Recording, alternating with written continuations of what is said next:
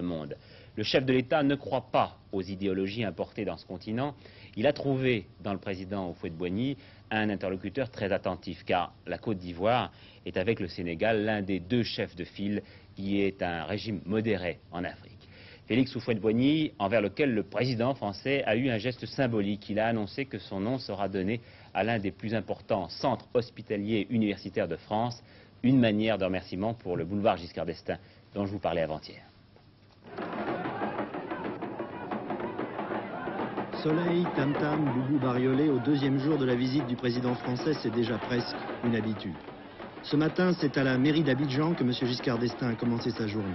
Le maire lui a remis les clés d'or de la ville et lui a annoncé qu'une avenue porterait désormais son nom.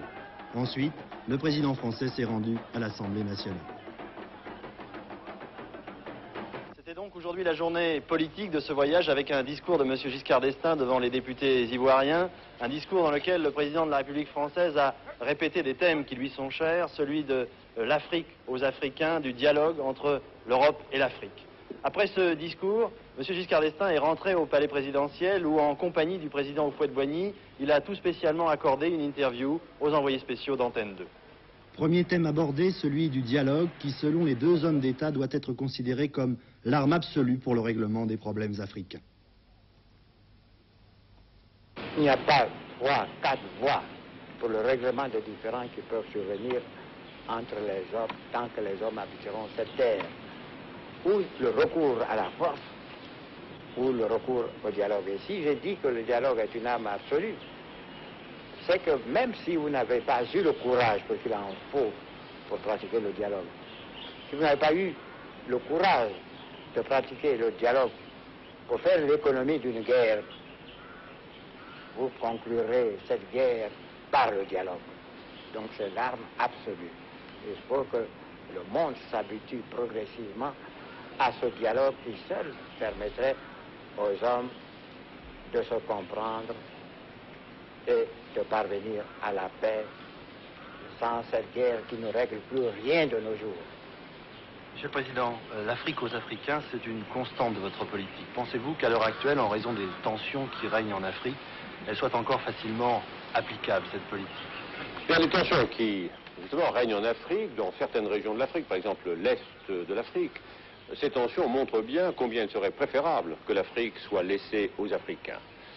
Pourquoi cette position? D'abord parce que les idéologies, les grandes idéologies internationales à l'heure actuelle, manifestement, ne s'appliquent pas à l'Afrique. Il faut être réaliste.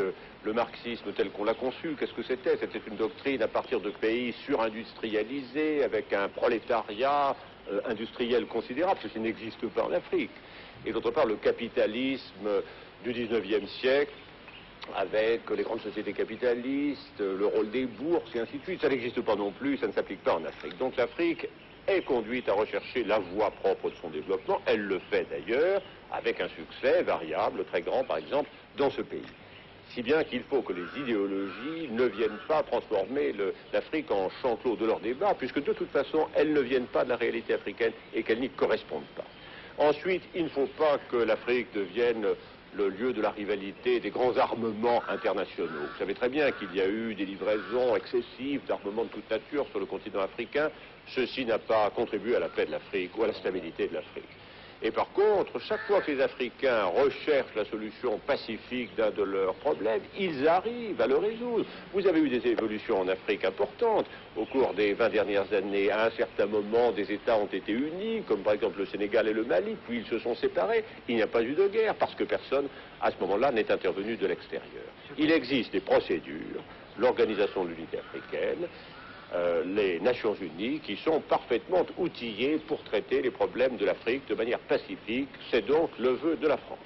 Est-ce que les récentes interventions, par exemple, de la France au Zaïre ou l'engagement en Mauritanie correspondent à cette volonté de la France de conserver la liberté des pays africains? La France n'a jamais apporté son aide qu'à des pays qui étaient menacés de l'extérieur et qui demandaient son aide à l'intérieur de leurs frontières. C'est-à-dire que l'action de la France a toujours été en faveur de la stabilité et de la sécurité en Afrique. Valéry Giscard